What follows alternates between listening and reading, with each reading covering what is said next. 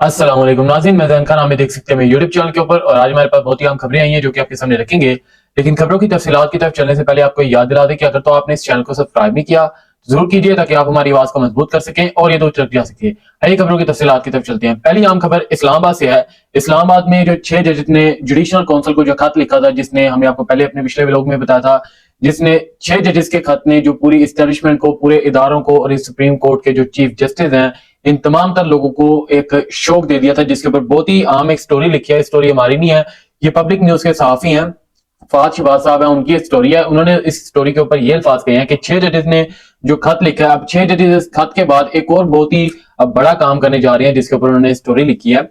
और ये 6 जजेस ने जो पहला खत लिखा था, जो 6 जजेस ने खत लिखे थे, इसके अंदर इन्होंने जो बताया जिस तरीके से इनके घरों के अंदर कैमरे लगाए गए, इनसे ब्लैकमेल करके, इनसे जो 9 मई के हवाले से लोगों के ऊपर जो फैसले लिए गए 2 नंबरी तरीके से, गैर कानूनी तरीके से, जिसके ऊपर बल्कि चीफ जस्टिस के ऊपर लाजिम है कि इसके ऊपर एक एक्शन ले, इसके ऊपर एक नोटिस जारी करे, जो कि अब तक नहीं हुआ। लेकिन इसके ऊपर इन्होंने एक स्टोरी जारी किया जिसके ऊपर उन्होंने लिखा कि ये 6 जजेस अब इस खत के बाद आइन 174/3 के तहत ये लोग सुप्रीम कोर्ट के अंदर एक पिटीशन दायर करने जा रहे हैं, जिसके अंदर मतलब जो आमतौर पे अगर हम बात करें तो इसके अंदर अगर तो नॉर्मल इश्यूज होते हैं तो हम direct supreme court of Pakistan अपने केस नहीं ले जा सकते।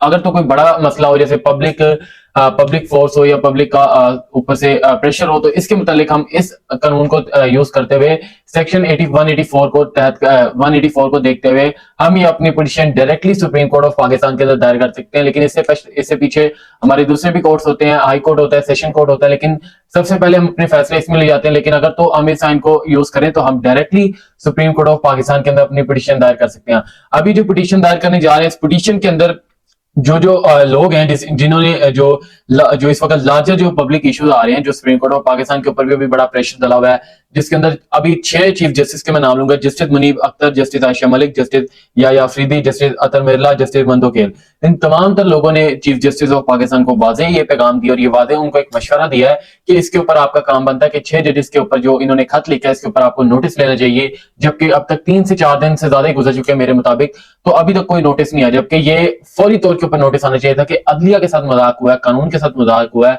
जमहूरियत के साथ मजाक हुआ है, आइन के साथ मजाक हुआ है।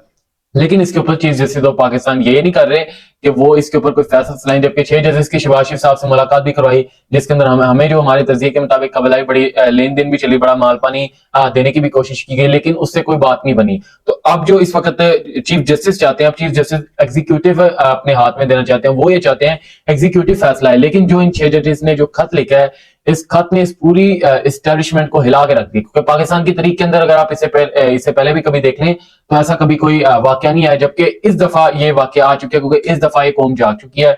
ये 2024 का दौर है, इमरान अहमद खान न्याजी का दौर है। इसके ऊपर इमरान खान ने अगर तो आप 2 मई को देख लें, 2 मई को पिछले साल अगर आप देख लें, तो इमरान खान ने इस चीज की पेशन गोई की थी इस्लामाबाद जाने से पहले कि ये मैं वाजे करूंगा कि ये जो चीफ जस्टिस हैं, ये जो उस दिन अदलिया के अंदर आईएसआई के लोग मौजूद थे, वकला के अंदर आईएसआई के लोग मौजूद थे, इमरान खान साहब ने इस चीज की वजाहत की थी, जो कि आज सच्ची साबित हो गया। अब इसी तरह ये जो सुप्रीम कोर्ट ऑफ पाकिस्तान के ऊपर लाजिम है कि वो चाहे कि इसके ऊपर अपने आर्टिकल 6 को यूज करते हुए आइन के तहत इनको सजा होनी चाहिए, लेकिन इसके बावजूद कोई रिस्पॉन्स नहीं आ रहा। ना चीफ जस्टिस ऑफ पाकिस्तान अपनी एक्सटेंशन के पीछे कोई किसी किस्म का आइन और कानून को देखते हुए कोई इनको इंसाफ नहीं दे रहे, बल्कि खामोशी से बैठे कि आप वज़ीर आज़म शहबाज शरीफ से मुलाकात करें, जो इस वक्त खुद फॉर्म 47 के ऊपर हमारे ऊपर मुसल्लत किए गए हैं। इसके साथ में जी इमरान खान साहब की रिहाई के ऊपर कराची के अंदर, पेशावर के अंदर, इस्लामाबाद के अंदर और दीगर कई शहर हैं, उनके अंदर रैलियां निकाली गई हैं, मुजाहरे किए गए, एहतजाज किया गया, जुलूस निकाले गए हैं। कई कल के दिन इमरान खान साहब की कॉल के ऊपर पेशावर के अंदर बहुत बड़ी रैली निकाली गई है। अब लोगों की इस रैली के अंदर एक ही आवाज थी कि रहा करो इमरान खान को रहा करो। जबकि 5 अगस्त को अगर हम देखें तो 5 अगस्त को इमरान खान को 3 केसों के ऊपर मुसल्लत करके जेल के अंदर डाला गया था। अब तकरीबन आधे साल से ज्यादा हो चुका है, 8 महीने हो चुके हैं कि इमरान खान को जेल के अंदर डाला गया है, लेकिन इसके बावजूद ही उसको तोड़ नहीं सके। कौम की एक ही आवाज है इमरान खान। कल जो शऊर निकला है पाकिस्तानी कौम का, रोजे की हालत के अंदर भी लोग निकले, गर्मी के मौजूदगी के अंदर भी लोग निकले, कल रैलियों के अंदर निकले, जलसों के अंदर, जुलूस के अंदर, या मेरे स्क्रीन के ऊपर भी देख सकते हैं, कल पूरा पेशावर निकला था इमरान खान के कॉल के ऊपर। इस रैली के अंदर उन्होंने शिरकत की और अपना फर्ज अदा किया। इसके साथ में जी चोलिस्तान से खबर आई है, चोलिस्तान से बहुत ही अहम खबर आई है, जिसके अंदर जी जो गरीब हैं उनकी जमीनों के ऊपर कब्जा कर लिया गया। जो गरीबों की जो जमीनें हैं जिसके ऊपर वो खेती बाड़ी करके अपने बच्चों का अपने घर वालों का गुजारा करते थे। अब हर बंदा इस वक्त कोई जॉब कर रहा है तो कोई काम कर रहा है, लेकिन जो इस वक्त गरीब है, किसान है, वो अपनी खेती बाड़ी करके अपना घर चलाता है। लेकिन जो हमारी एस्टेब्लिशमेंट है उनका, हमने आपको चंद दिन पहले, तकरीबन 2 हफ्ते पहले मैंने आपको बताया था अपने ब्लॉग के अंदर कि ये लोग जमीनों के ऊपर भी अब हाथ डालने लगे। यानी कि जो चोलिस्तान के अंदर जो गरीबों की जमीनें आती हैं उसे जब्त कर ली गई हैं, मिलिट्री फोर्सेस को वो जमीनें सारी दे दी गई हैं। ना तो उनके लिए कोई इसके ऊपर एक प्लान तैयार किया गया कि उनको मतलब जमीनें अगर हम ले रहे हैं तो उनको किसी मखसूस जगह के ऊपर उनको भी रिहाइश दें, नहीं, सिर्फ उनसे जमीनें ले ली है, यानी कि उनसे उनकी छत छीन ली गई है, वहां से उनके घर छीन लिए गए हैं, जमीनें छीन ली गई और वहां पे अपने मिलिट्री फोर्सेस की स्पीचें तैयार की जा रही हैं। इसके साथ में जी बेनजीर इनकम सपोर्ट, आपने सुना होगा, बेनजीर इनकम सपोर्ट हर 3 माह बाद ये 7,000 रुपए देते हैं। इसी के ऊपर एक बहुत ही आम खबर हमारे पास आई है। पीपल्स पार्टी कर क्या रही है? पीपल्स पार्टी अपने बेनजीर इनकम सपोर्ट से लोगों को पैसा तो दे रही है, लेकिन लोगों से पैसा डबल वसूल कर रही है। जबकि अगर तो आप 2021 के अंदर देख लें, पीटीआई की जानिब से साथ प्रोग्राम जारी किया गया था जिसके अंदर 10 से 15,000 महाना लोगों को मिलता था, लेकिन वो इस तरीके से मिलता था कि उनके अंगूठे भी लगते थे, उनके साइन भी होते थे और उनका आईडी कार्ड भी लिया जाता था। लेकिन यहाँ पे क्या हो रहा है? यहाँ पे ना अंगूठा लग रहा है, ना साइन हो रहा है, ना शनाख्ती कार्ड लिया जा रहा है। 1500 दें और उसके बाद आप 7,000 रुपए लें, यानी कि पहले खुद पैसे दें फिर उसके बाद पैसे लें। अब पैसे लिए भी जा रहे हैं और पैसे दिए भी जा रहे हैं। अब आपको इसमें समझ नहीं आ रही होगी कि अगर तो 1500 दे रहे हैं तो 7,000 ले रहे हैं, तो इसके अंदर से 5500 तो बचता है, फायदा तो फिर भी हमें, लेकिन इसका क्या फायदा अगर तो बेनजीर इनकम सपोर्ट के गरीब शख्स अगर लंबी लंबी लाइनों के अंदर लग के भी उसको पूरी उसकी रकम नहीं मिलती 3 माह बाद, तो क्या फायदा से सपोर्ट का, क्या फायदा से बेनजीर इनकम सपोर्ट का, जो आवाम को जलील भी कर रहा है और जो आवाम को चीजें भी नहीं दे रहा है। रिकॉर्डिंग है, ये सुने जरा। किस चीज पे 1500 काटा है? क्या नहीं, वो लेके गए हैं। गल है कि मान असि अपनी आखबत आखरत एवं खराब करिए पे खलो के भरोसे है कि झूठ एवं बोलिए। एक मिनट चुप कर, तू चुप कर, एक मिनट मेरी गल तू चुप कर, तेरे नाल नहीं गल करदा। 15 दिन हो गए तेरे मगर लगे हैं, जलील होने पे इस तरह कि अज आई तू टाइम नहीं देंदा पिया। जे सज्जे खब्बे वेखने बुढ़ी फड़दे लाइन च लगियां ने साडियां मावां भैणां ने, भेड़ बकरियां थोड़ियां ने, सही कह रहे हैं, किसे दियां जम्मियां होईयां ने। सही बात है, सारा सारा दिन यहाँ बैठी रहती हैं। असल च हर बुढ़ी आके इनू कवेगी कि यार का पहल मेरे ये देखा आपने, ये हम लोग नहीं कह रहे, ये इस वक्त इनके खुद के लोग कह रहे हैं। कराची से ये हमारे पास वीडियो आई है जिसके अंदर ये इनके लोग खुद कह रहे हैं कि 1.5-2 घंटा में लाइनों के अंदर खड़ा किया जा रहा है, हमसे पैसे वसूल किए जा रहे हैं। मतलब कि वहां पे जो इनके खुद के लोग बैठे हुए हैं ऑफिस के अंदर वही वसूली कर रहे हैं, यानी कि हफ्ता ले रहे हैं, अगर तो हम अपने पंजाबी तरीके में गए तो हफ्ता ले रहे हैं उनसे और उन्हीं से वसूली कर रहे हैं। इसके साथ में जी बिजली चोरी के ऊपर एक बड़ी जबरदस्त एक मरियम बाजी ने एक फैसला सुना दिया कि बिजली चोरी के ऊपर वापटा कोई फैसला नहीं करेगी। बिजली चोरी के ऊपर पंजाब पुलिस अपने फैसले करेगी, पंजाब पुलिस रेड करेगी, पंजाब पुलिस बिजली चोरी करने वाले को तमाम मामला देखेगी। अब अगर तो आप देखें तो अगर तो कोई शख्स बिजली चोरी नहीं भी कर रहा, अगर तो बिजली चोरी कर भी रहा है तो वो पहले वापटा को पैसे देता था, पंजाब पुलिस को देगा रिश्वत के तौर पे।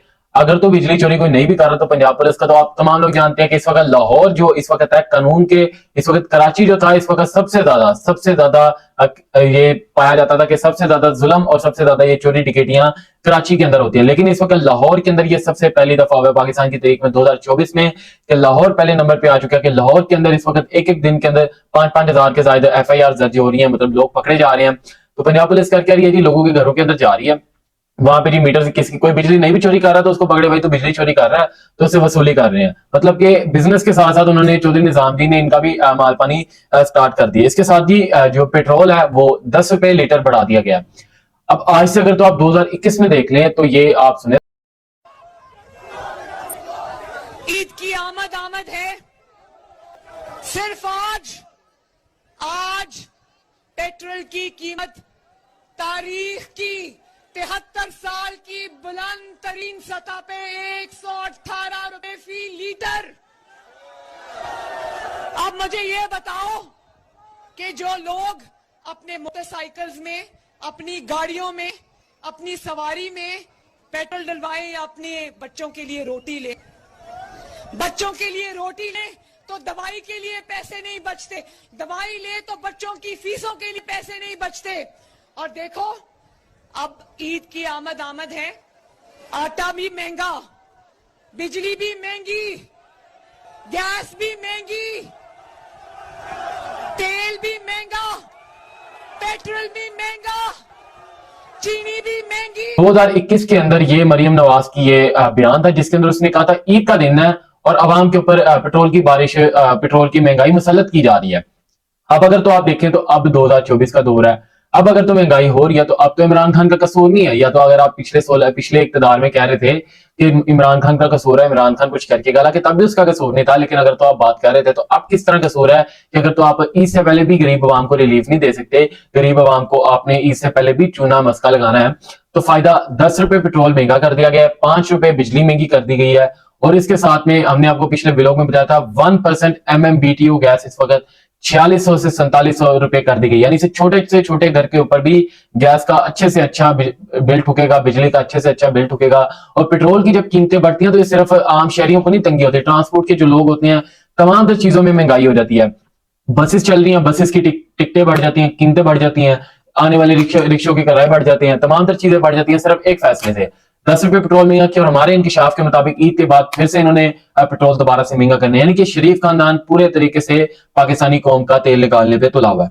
इसके साथ में जी एक और बहुत आम खबर आई है, हामिद मीर साहब ने बयान दिया है, उनका इंकशाफ है कि जो गवर्नमेंट है ये कंफ्यूज गवर्नमेंट है। कंफ्यूज का मतलब क्या जी, इसके अंदर ना तो कोई आइन है, ना तो जमहूरियत है, ना तो इंसाफ है, ना इंसानियत है, कोई आइन नहीं, यहाँ पे कोई जमहूरियत नहीं, 90 दिन से ज्यादा निगरान गवर्नमेंट चलती है, तो इस ऐसी गवर्नमेंट के अंदर क्या आइन होगा। तो खैर उनका इंकशाफ है कि ये गवर्नमेंट एक माह से ज्यादा मजीद नहीं चलने वाली। और हामिद अमीर साहब को आप जानते हैं, उन्होंने जो पहले इंकशाफात किए हैं वो दुरुस्त साबित हुए हैं, लेकिन अब इसके ऊपर भी ये सिर्फ उनका नहीं, ये हमारा और इस वक्त 25 करोड़ आवाम का इंकशाफ है कि ये गवर्नमेंट आगे नहीं चल सकती, क्योंकि जितनी महंगाई हो रही है वक्त ब वक्त और जितने ये कर्जे ले रहे हैं इसके मुताबिक ये वाकई गवर्नमेंट चलती नहीं आ रही। इन लोगों को पता है कि इनकी गवर्नमेंट नहीं चल रही, लेकिन जो इस वक्त पाकिस्तानी कौम से माल पानी छीना जा सकता है वो इस वक्त ये लोग भरपूर तरीके से छीन रहे हैं। तो नाज़रीन, ये बहुत ही आम खबरें थी जो कि हमने आपके सामने रखी। यहाँ पे हमें इजाजत दें, आपका मेजबान मोहम्मद जैन खान, अल्लाह हाफिज।